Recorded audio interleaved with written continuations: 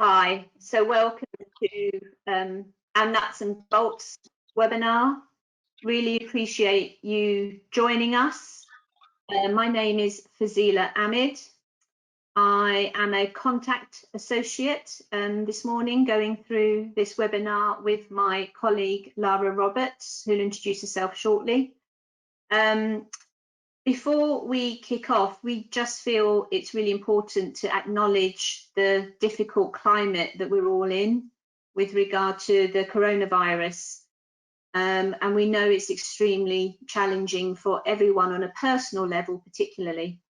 So we just wanted to take a moment to say, we do wish all of you and your families the best of health. Do concentrate on looking after yourselves as well as your families, and put that first and foremost before you focus on your role as a forum. I know lots of you have different capacity levels. You might be a one-man band, you might be a much larger organisation, but put yourself and look after your family. If you have any bandwidth, from a kind of forum role perspective, our roles really are supporting and signposting. So things like if you're able to keep up-to-date information on your website, if you're able to have a helpline that's available, but you don't have to help the world. Don't put anything more on your shoulders that you can't deal with, because at the end of the day, we're all parents. We all have difficult and challenging lives as it is. So be kind to yourselves and what you can achieve, and be kind to others. So we just wanted to kick off with that. So we're now going to start on the technical stuff in terms of this nuts and bolts session. Just to allude to the fact that normally, under normal circumstances, we would be together in a room running this webinar, but unfortunately, as you know, we're separated. So bear with us on technical hitches. If Lara and I are kind of between us working things through because we can't see one another. So for those of you joining by PC, laptop, tablet or smartphone, hopefully you can see and acknowledge. If you've got any problems, if you go to the next slide. Sorry, just waiting for the next slide to show. Yeah, so if you do have any relevant questions that are not covered in the time allowed, what we'll be doing is after this, we'll be answering them and posting them on the contact website, obviously along with the recording of this webinar. So details of that will be circulated next week. And at the end of the webinar, there will be an opportunity to basically ask your views, and if you can fill that information in, that would be really helpful, because that would help us going forward. In terms of timings and questions, as there are so many attendees have joined us, so thank you for taking the time out. It isn't going to be practical for verbal questions to be taken, so you are going to be all unmuted. But if at any point you have questions, and we will have certain sections where we'll be asking for questions, so it's a bit more interactive and you don't have to kind of remember right to the very end. If you see on your, usually it's on your right hand screen, you'll see a question icon on your GoToWebinar toolbar on the screen. And actually that will allow you to type your question into the text box and then submit that to the webinar administrator. And then what we'll do is we'll select as many of the relevant questions to answer as we can. Obviously, we only have an hour. We can overrun slightly, but ideally we'll try and stick to time for all of you. And obviously, if similar questions are received, we will condense them. So my name is Fazilla. I am currently a contact associate, but I am also chair of Our Voice Forum, Parent Carer Forum in Enfield. And I'm also one of the London regional reps for the National Network of Parent Carer Forums. And I'm now going to hand you over to my colleague, Lara Roberts, who'll introduce herself, and we'll take the webinar from here.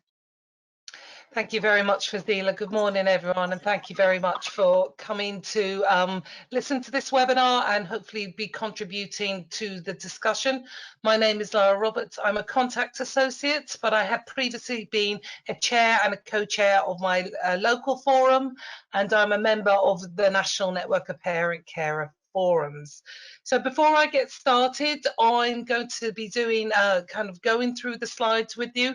This is a sign hosting resource organisation resources we're talking about, and I will be clicking live links, and as we know, sometimes things don't always go that they won't want to, so I would ask you to just bear with me whilst I do this.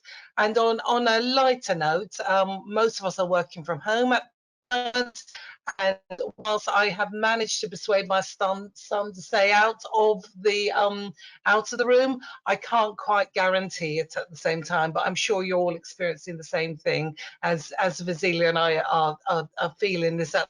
So going forward, why are we doing this? So Fazilla and I have led on behalf of Contact the Leading Your Forum leadership training. And what came out of the information that you told Contact that you needed as forums was a how-to guide on to run a forum.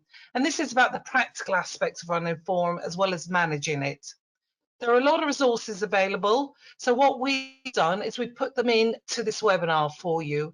The leadership training covers other aspects of the leadership, of what you said, but this is the how-to guide, and we thought it'd be helpful to have it all in one place and for us to talk it through with you so you can access it directly. So the purpose is to signpost to resources and guidance available to support the day-to-day running on a forum. And as we know, forums change, and we need to kind of go back to the basics, and this is a really helpful resource to help you kind of go through this.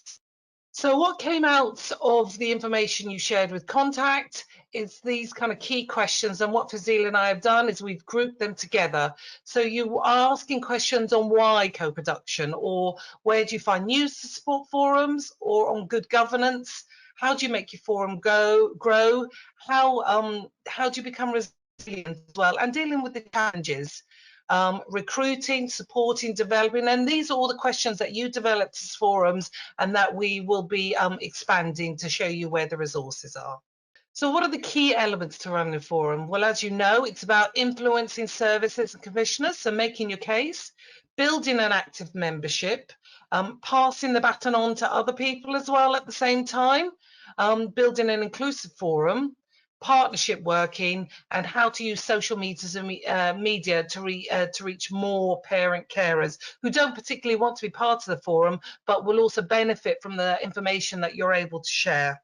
So for those of us who've been around for a while, I am going to include you in this, Fazilla, as well, or know the history of forums. One of the key questions that keeps on coming up is, what is parent participation? And you may be getting this from partners as well, or other voluntary groups, and what is co-production? So what I'm going to attempt to do now is I'm going to click on a link for you. And while Lara does that, oh, actually that came up quite quickly. Over to you, Lara. Oh no. No, it's still turning. It's still loading. I was quite enthusiastic at that point. There we go. So this talks about the introduction to parent carers. What is parent carer participation? What's a forum? And what's co-production? And it just kind of gives an overview of what forums do and how they do it. And as I say, this is helpful for your wider membership to understand, because it is quite a interesting concept to get your head round. And it's helpful to support partners with regards to this.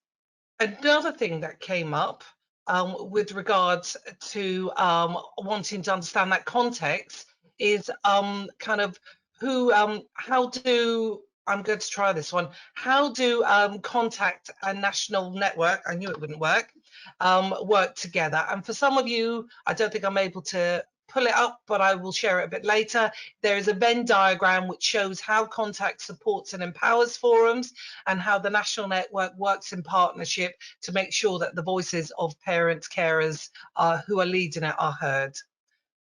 Within it, sorry, Fazilla. I was kind of clarifying to them because they can't see the Venn diagram. Yeah. It's basically currently the Contact are an umbrella for the National Network. So the National Network sits within that umbrella of Contact, and the National Network are in effect just a forum like yourselves, but all of the forums kind of bubble up and come under the National Network as a national organisation.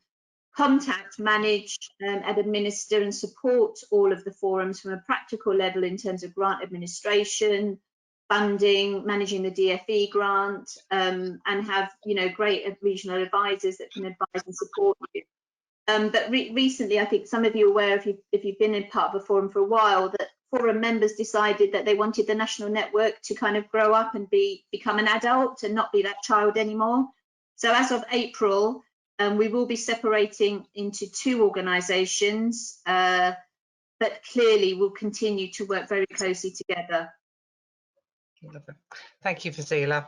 I will make sure that that link for the Venn diagram comes up. I knew this would happen.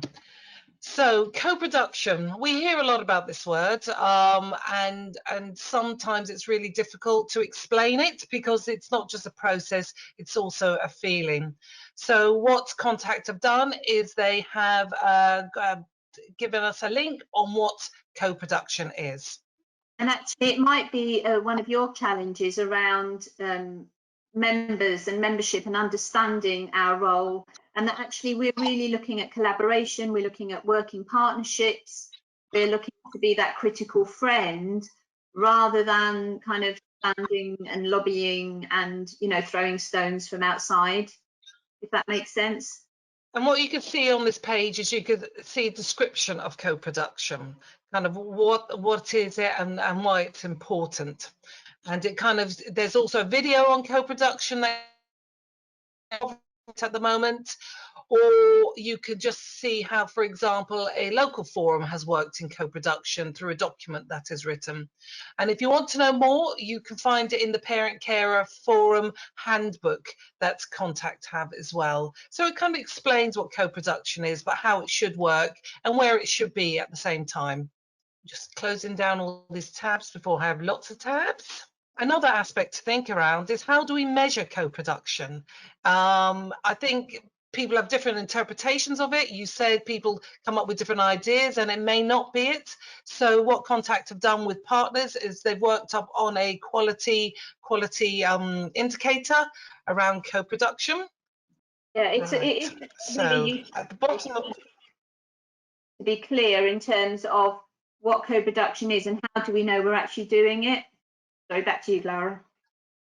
Yeah, thank you. So, so here is a definition. And so the National Alliance for Partnership Working, which is a collaborative group, including the Department for Education, Department of Health, National Network, Contact, Preparing for Adulthood, NDTI, all these acronyms that we're used to, have come up with a definition. So co-production is an equal reciprocal relationship where everyone's knowledge and skills are used to create better outcomes. And it highlights the four cornerstones, and they've done this in development with a local forum, a local area in Rotherham, to kind of come up to see what it looked like. But as I referred to earlier, there's quality indicators for co-production, because sometimes we need to measure what it looks like and what it feels like and where we need to get to. So if I click on this link, it should, and these are free for you to use as each organizer, and you can work with your partners, you can bring these quality indicators together and you can kind of work through them using those 4 cornerstones and measure where you are with co-production at the moment or where you'd like to be, because we can't, co-production is always evolving and is used at certain points. So whilst my Word document comes up, will show you hopefully what the quality indicators look like. There we go. And as you see, it's done with genuine partnerships, and it just talks about co-production and how we measure it and what are the questions for the quality indicators. And hopefully you'll find that very useful. So let's think about the next questions you raised or comments you raised was understanding Contact's offer. How can they support you? We've just highlighted on the slide a few things, the regional advisors that Fazilla's already alluded to, support with the Department for Education Grant Administration, face-to-face training and webinars, and access to resources and information such as today, and also associate pool. And I'll click the link for you.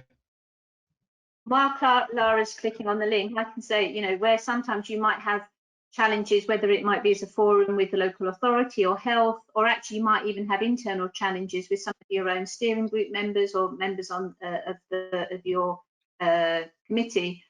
Associates can come in for a short period of time and help support kind of work through some of those issues, which is really helpful as an outsider kind of coming in to support. So I know in Enfield we used that a number of years ago and was really, really useful support mechanism. So do check with your regional advisor if you find that you need to access that.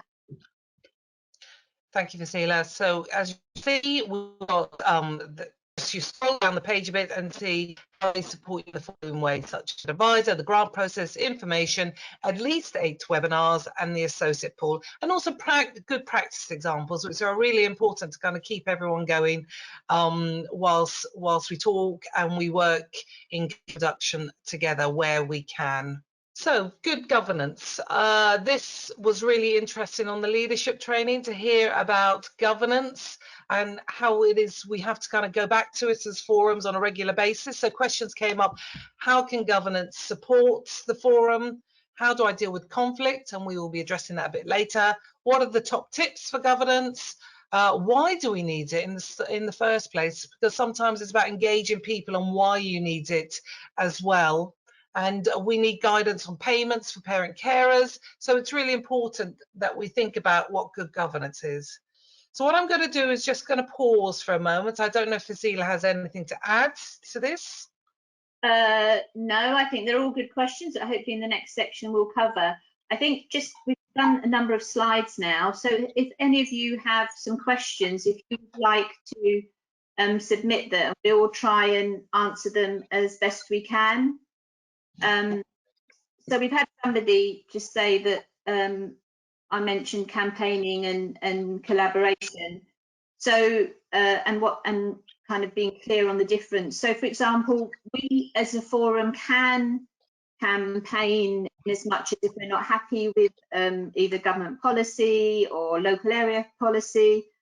We can do, but we do it collaboratively. So we kind of work within the system and we follow whatever rules or procedures that the systems allow. We don't get outside of that process. If, however, and we've had that situation, I think last year, where people were wanting to participate in demonstrations, of course, that's up to everybody's personal kind of remit, and you can do that. And usually as forums, we just say, one, let the forum know, and you would be doing it as individual members. So you probably wouldn't be having your kind of, you've got a T-shirt with your own forum name and your identity on it. You wouldn't be placarding and demonstrating with that, but you can do it as an individual and you would seek permission. And again, back to governance, if you can cover some of that information in your governance structures and policies and codes, it just makes it so much easier and clearer for everyone. So we've also another question come in from a person called Andrea. What's the difference between the associate pool and the regional advisors? And that's a really good question. I'll answer that, and Lara, you can come in. The regional advisors are employed staff who work on a regular, on a daily basis and provide advice and guidance, usually over the phone, but they can come to meetings and support. An associate pool is an external group of people who are hired because they have specific skills in specific areas. So it might be about managing conflict, or it might be that they were an ex-local authority official and they know how the local authority works.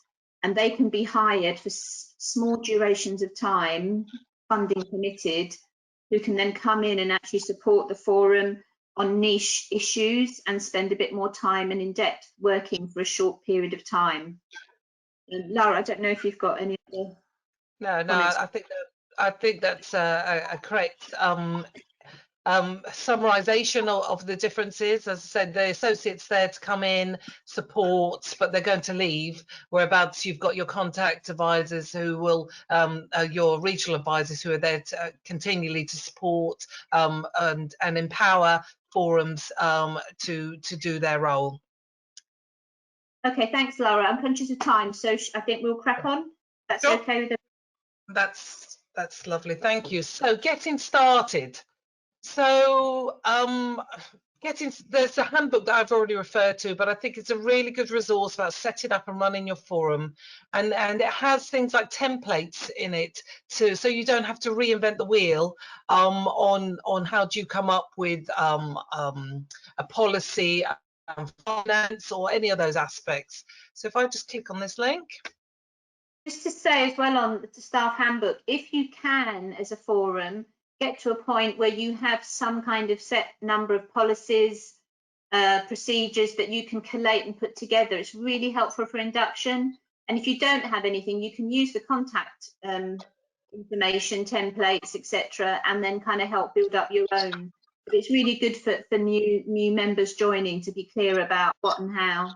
Right, so I've clearly accessed this on these resources sitting within the NNPCF as well. But as you can see, this is a handbook, and I believe some people will have hard copies of this, but it just kind of gives you an idea of getting started or restarting, because as I've referred to earlier, forums are always evolving all the time, and sometimes we have to go back to the basics and kind of start again and think about how we move forward. So it's just highlights getting started, working as a team, communication, improving services, and then it just gives you a chapter on each of those. So I think it's a really good resource to pick up, and you can pick the chapter you want and you can kind of move forward with regards to that as well.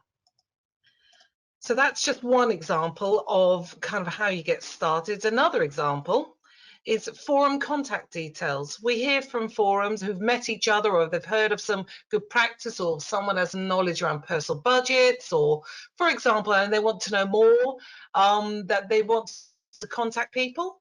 And so Contact have together a page which shows all the forum contacts throughout the country. There are 151 parent carer forums. There's quite a few of you. So I think it's good that you are able to pull out this information. You must, I suppose, also just consider that information changes quite rapidly. So it may be worth just talking to your regional advisor about this, but it's a good resource if you want to find out somebody, for example, from Calderdale or somewhere like that, and you can just email them or contact them. Right. So where to find news to support your forum's work? In this climate has been interesting for the last few years, and trying to keep on going is something for some people who've been in their forums can be quite difficult, because good news stories are the things that keep us going, but being connected, and perhaps today on all these days and all these weeks, being connected is even more apparent for us. So for example, Contact and NNPCF do a joint bulletin. And while Lara, that's churning, just to say, you know, there's sometimes so many emails flying around and you can't see the wood for the trees. But if you can absolutely look out for these emails that are from either Contact or from the national network, then you know we've already kind of done a lot of the legwork, we've consolidated a lot of the information, and so it's got key pieces of information in there. Yeah.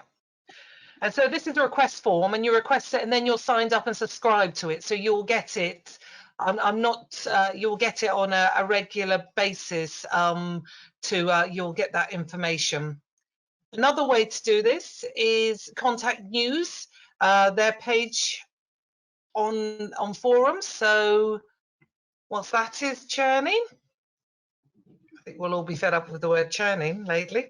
So this gives the news. So such, for example, of the funding firm for 2020-21, which is fantastic. It also shares, as you can see, the national event from last year, the highlight video, which is really good. And it's also really helpful to share with your partners to understand, or even your members, that wider membership who are signed up to you but not quite sure what forums do. It kind of gives them an example. And then, as you see again, it's got the quality indicators for co-production and the self-evaluation tool. Now, this is something that we've kind of just referred to, but I think it's worth just unpicking it a bit more.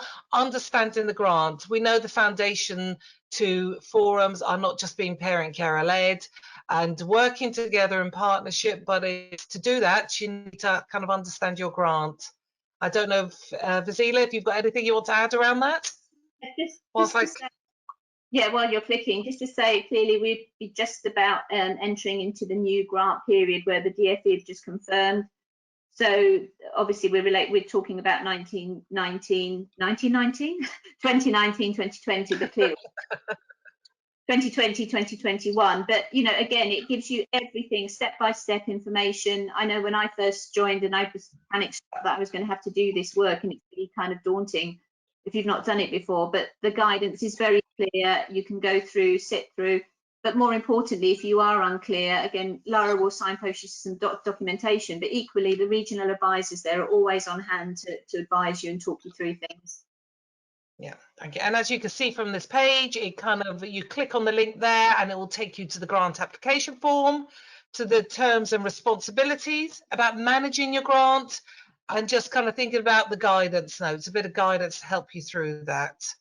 But also helpfully, Contact have come up with a webinar on it, and I think that is helpful, especially if the words don't, if you understand the process but you need to kind of see it come alive. So having a webinar on it that Contact did is helpful guidance, and hopefully the YouTube will, I'll just show you the front page so you know what you're looking for, and you can use that alongside the guidance notes as well. There we are, it's coming up. Like watching paint dry, isn't it? So it's taking its I know it's painful. Yeah, it would be There really you are. show you the So document. parent-error participation. I'm now trying to get rid of that. There we are, done. Okay, so that gives you an example, but it brings it alive, the paperwork. So please use it as a resource. So growing your forum. So what does that mean? As forums evolve, and sometimes you need to sustain it or you need to bring new people into it. And how do you do that? But how do you make sure that you're reflective of our membership and to support them? So for example, there is I think it's a webinar on partnership working, or no, it's a PDF. While that's coming up, I just wanted to say a couple of words. Sometimes people kind of get challenged in terms of the priorities. They're trying to set up a new forum, they're trying to recruit new members, they're trying to get a new committee member, then they've got the local authority wanting to co-produce, and they're kind of split in 17 places. And this is just a personal perspective in terms of, it's about, you know, for me, if you're setting up a forum, getting your house in order first before you're running around trying to support the local authority. To make sure, you know, you've got one or two of you that you are able to start to link in with your membership, to grow that membership, that you've got some governance in place, and then you're really set, you've got a really solid foundation for then to support local authority or health work. And as you can see, this is a PowerPoint, so you can refer to it a bit later on. So, but it talks about that partnership working, which is key to being part of a forum, and that wider engagement, and working in partnership with other voluntary groups that you come into contact with, and making the best of opportunities together. Another way to think about when it's kind of growing your forum, how do you get more parents involved? I think it's helpful for parents to understand how forums work and what things we have in place. So, for example, you can kind of refer to the memorandum of understanding that is signed between local areas and forums about that partnership working. It helped demythitize what forums do as well. So it just kind of gets, this is our memorandum understanding of how we work together, but it can also be used when you're working with other partners on working on joint things within your communities together. So dealing with challenges.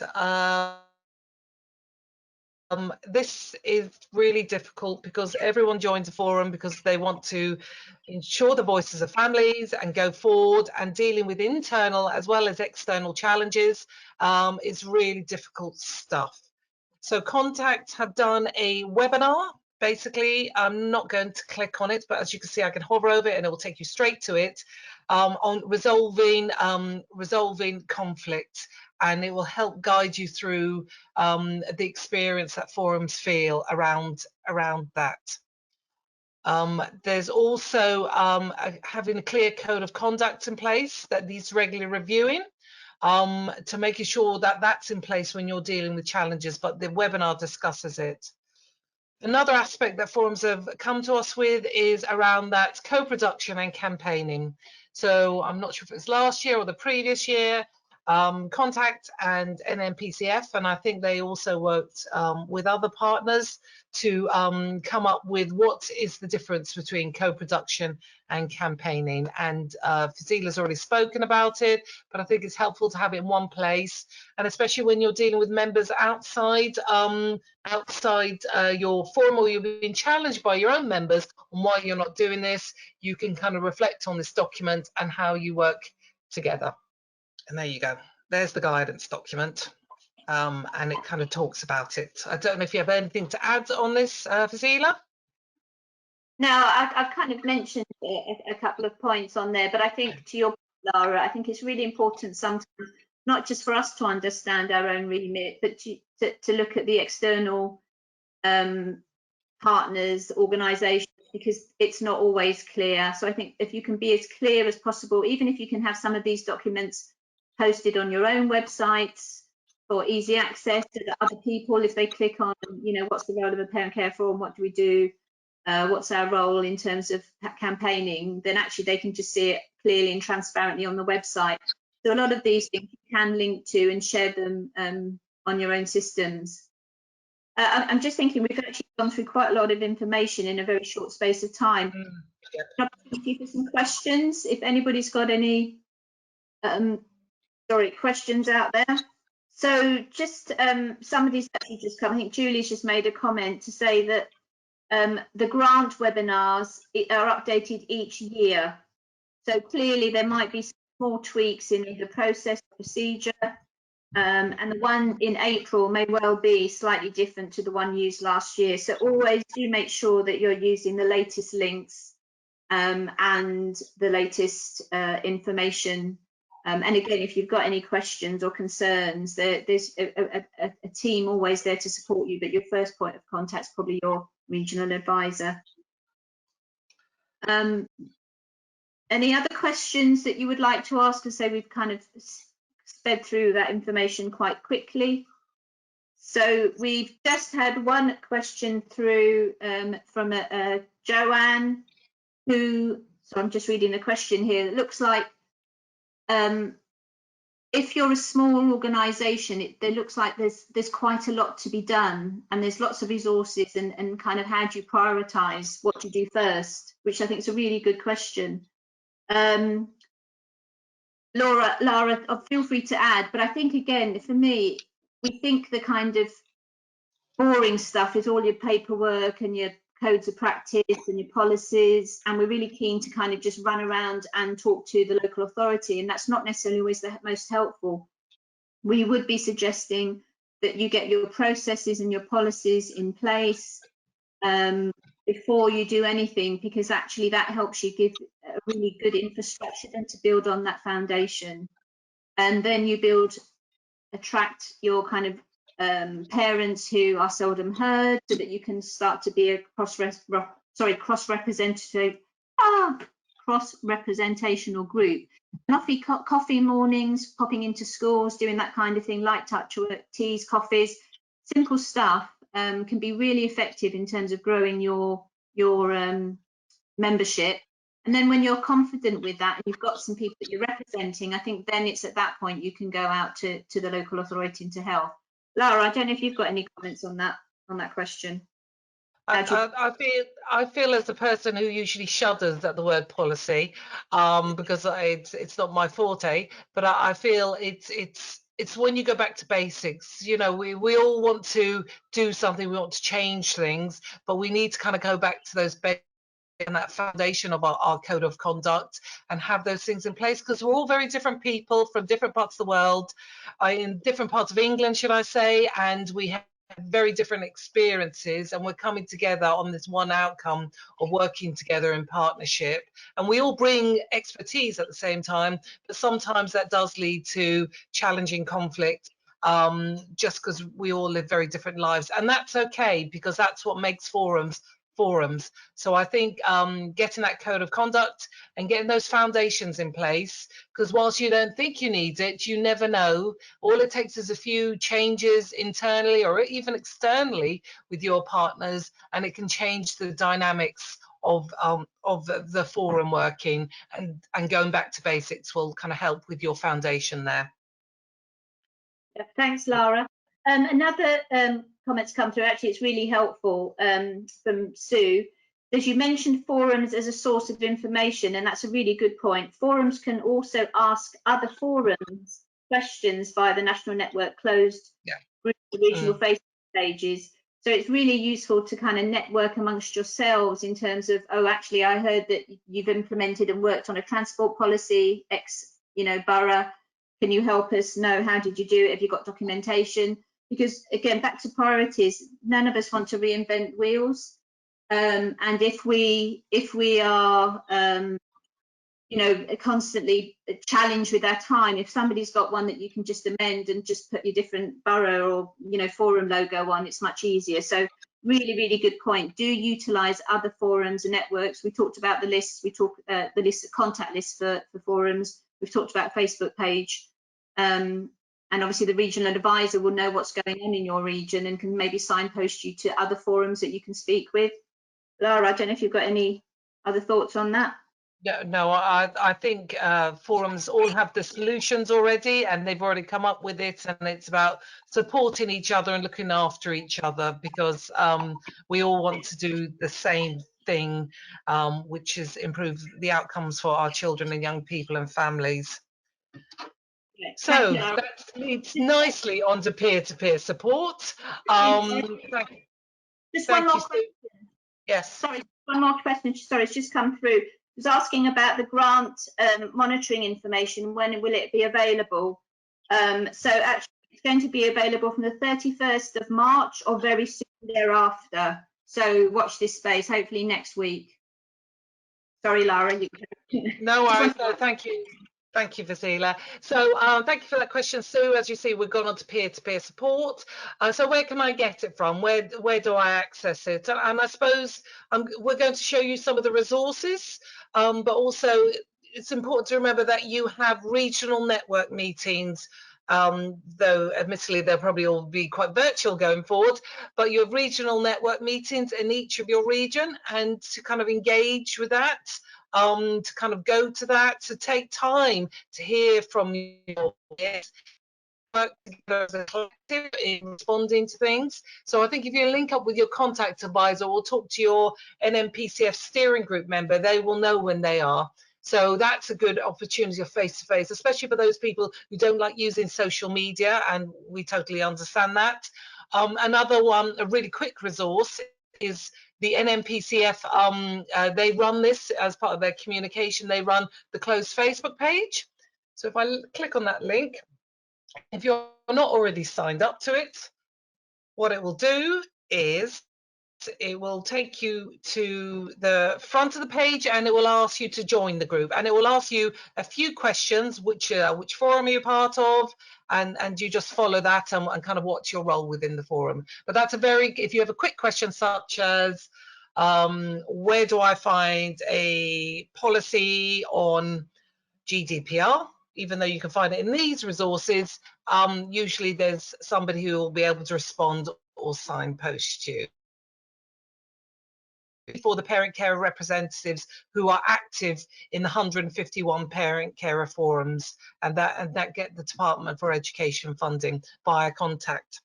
So that's a really quick resource to kind of, and then you can ask for good practice as well within that. So that's really helpful, and it's good to see discussions going on within that group. So sharing ideas and promoting your forum. Most forums work really hard, and they don't get opportunities to stop and promote their forum because we're usually dealing with something that's coming up and that's a priority. But sometimes it's really helpful to kind of stop and reflect.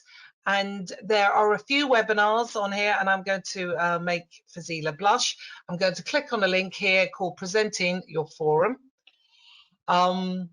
And this is I think it's a presentation or a webinar, and it's around presenting your forum. How do you do that?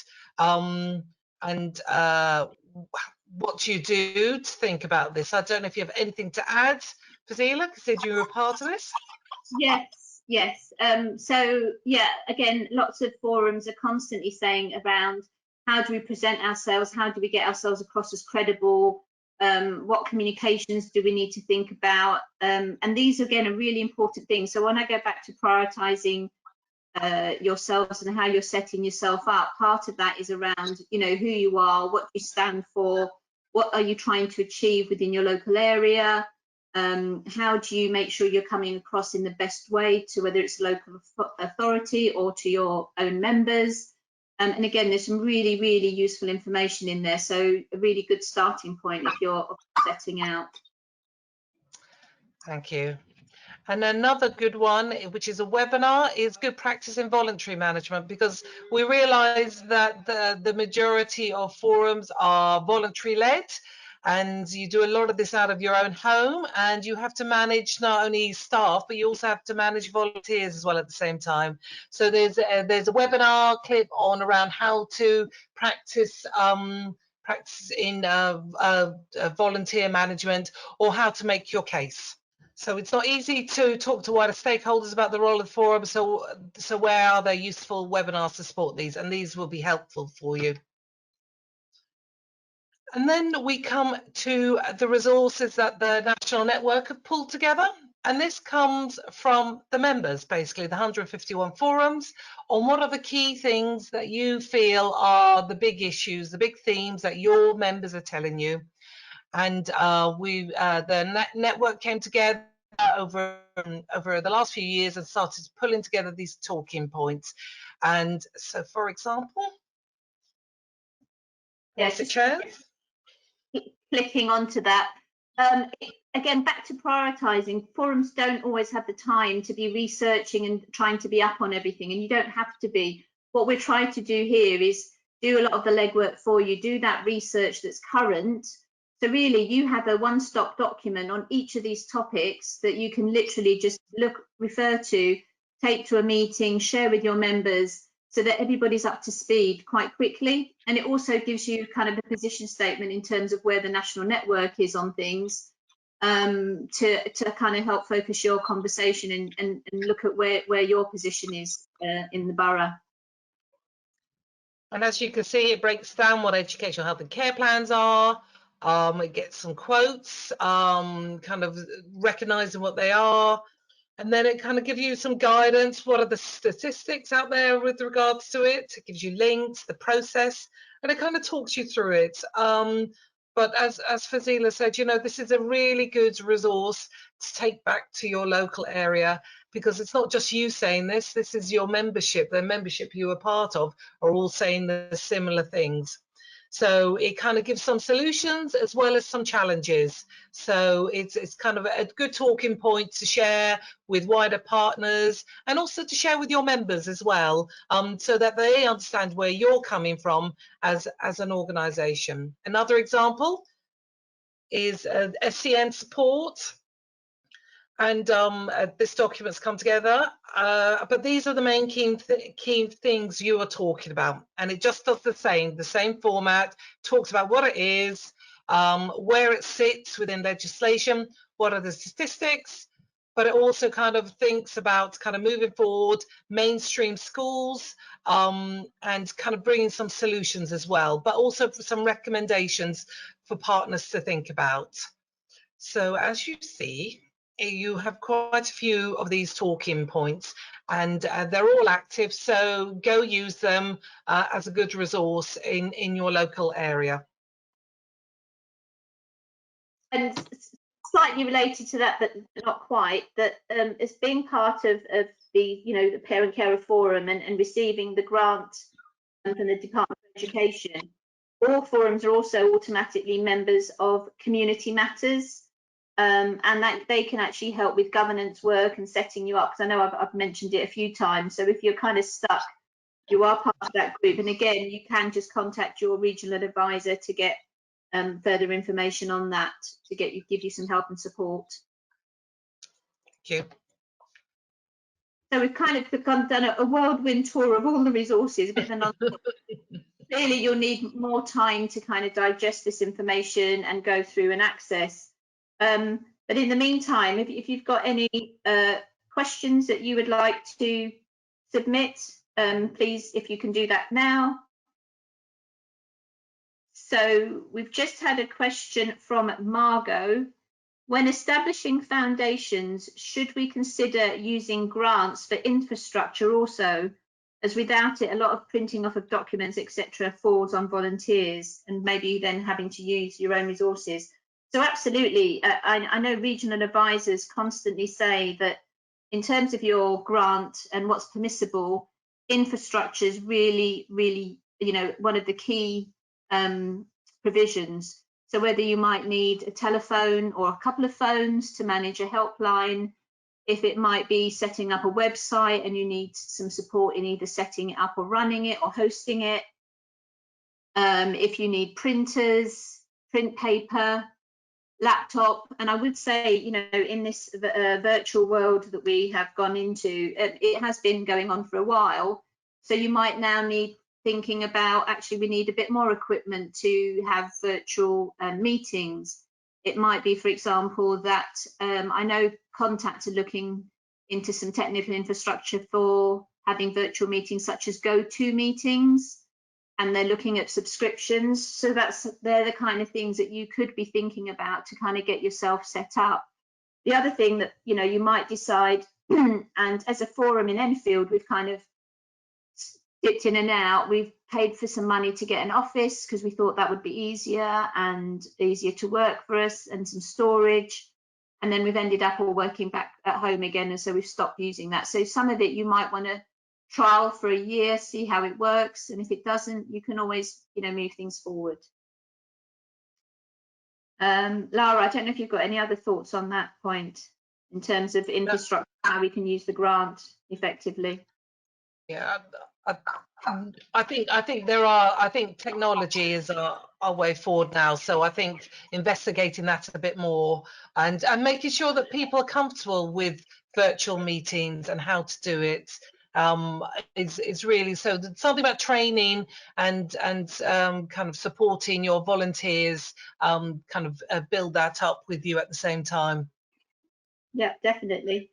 And I think somebody else has just asked a question about technology and how long we might need to be using this for. And actually, I think this is, now we've discovered the technology, I think you might want to look at working virtually as one of your normal ways of working certainly for the foreseeable future. So you might want to consider doing online meetings, teleconferences, GoToMeetings, and there are different packages, there are different systems. Or even from a work perspective, if you all have Microsoft, there's an app called Microsoft Teams where you can have face-to-face calls. We know there's Skype, Zoom. So it might be an opportunity whilst you're at home to maybe look at some of those apps, for want of a better phrase, and see what might work best for yourselves. And again, always there's advisors at the end of the phone, or other forums actually are often the best, I would say, who are already on it, as it were. You can contact to talk to them about, how, why, where, how much does it cost. But do think when you're thinking about your grant and you're applying for your grant application for this coming year, even though you may not be doing face-to-face meetings, do think about how you can repurpose your work if you have capacity. Again, don't put pressure on yourselves, but if you've got capacity, how you can work in a slightly different way to still keep connected. And so the first part of your grant can be looking at things like that whole virtual and online working. And I also think social resources, if you've got teenagers at home who are good with software and are able to navigate it a lot quicker than you are, especially if you feel a bit nervous about it, as we all do kind of going through to this. So I would use them there as a little resource to help you kind of go through it. But as you say, there is lots of software out there at the moment, but you've got to find what's right for you you and your forum and your members, and what your members have to say about that, because not all of them will be able to access that software, and how can you support them to remove the barriers to be able to participate? Yeah, and it might be one step at a time. If it's all new to you, you might want to just, as your own committee or team, actually just get your heads around it and how to do it. I know as a team, only I think it was last Wednesday, it was the first time that we accessed GoTo as a team, and lots of people were struggling. So make sure that your team are comfortable first, and then when you're confident, then you can go out to others. I just had another question come in. Saying, how will the GDPR be affected using personal phones and PC and laptops? And that's a really good question. There's probably a couple of points on that. One, I think that's why using your DFE grant for infrastructure is useful, so that you don't have to use your personal ones. Now, I know quite often we do, I know I do, but they are things that you can legitimately spend your funding on. If you are using your laptop, and actually even if you're not, the GDPR rules are still really quite tight. So you need to think about security. You need to think about how your systems are secure, how you're sharing information. You know, what you wouldn't expect to do is share personal information and just send it along a Yahoo email.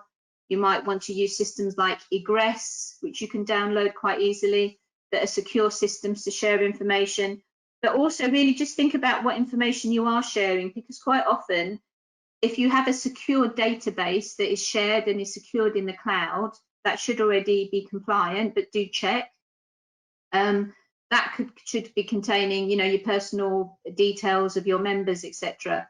But actually, just think about how much information you do share and why you need it and why you need to keep it. So we don't need lots of personal information. Often you can do maybe a survey that's asking very generic information and not people's personal details.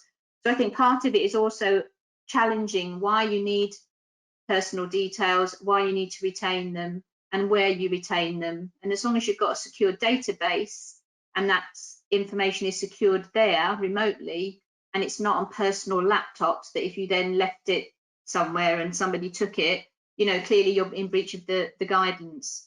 So I think it's, again, if you've got any questions, maybe talk to your regional advisors. But Lara, I don't know if you've got any other thoughts on that one. No, I think we're especially around WhatsApp groups and stuff like that, because that's sharing personal detail. I'm not sure how we're going to kind of navigate when our virtual groups come together, how we're going to navigate that. But I think it's always worth going back to GDPR and go back to the basics of why you're using that information in the first place.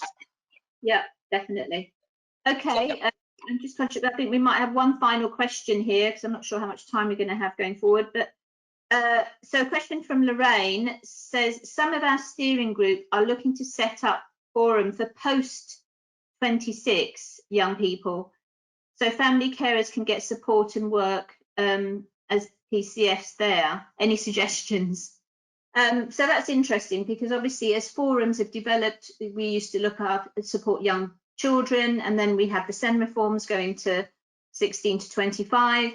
I think the challenge you might have is around grant funding, because the grant only applies to up to 25.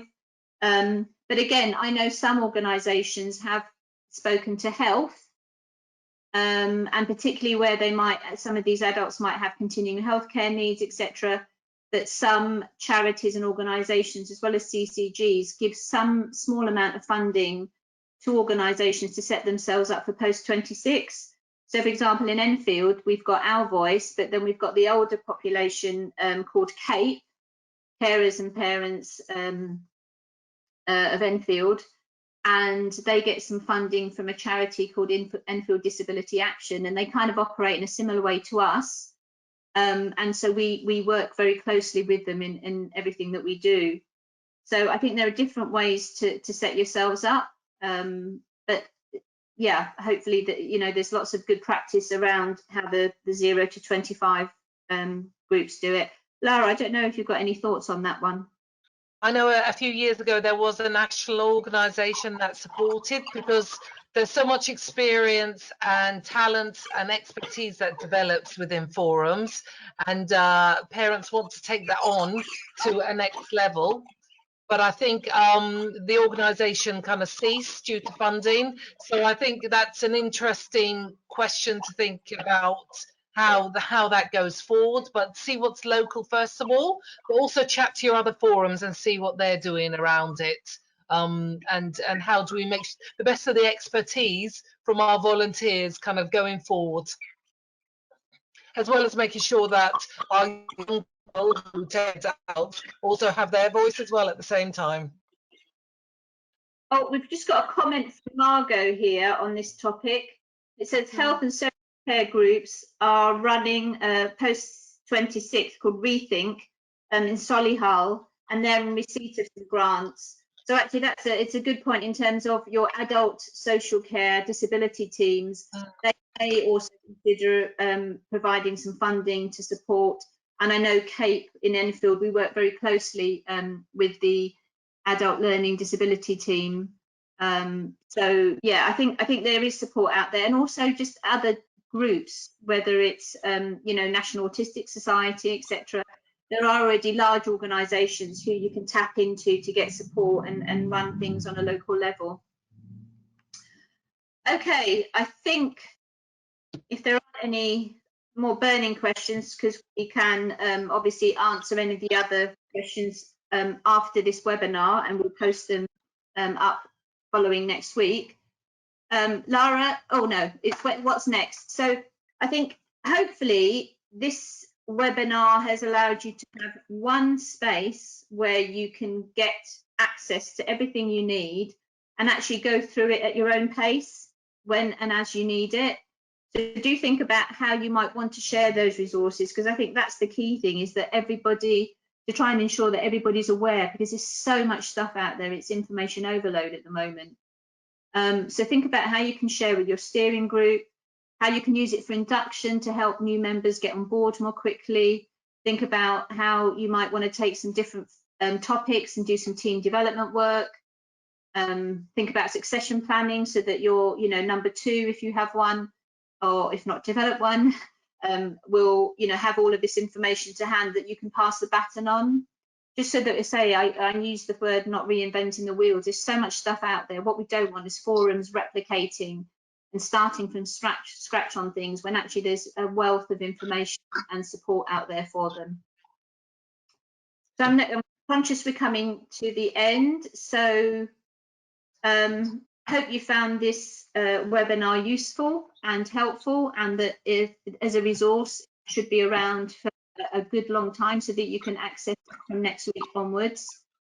I'd like to say thank you to Lara as well, and to the contact team for helping us run this webinar despite everything that's been happening. And I do wish you and your family good health, that you stay safe, stay at home. And yeah, so we're going to close now, and thank you for listening. Thank you.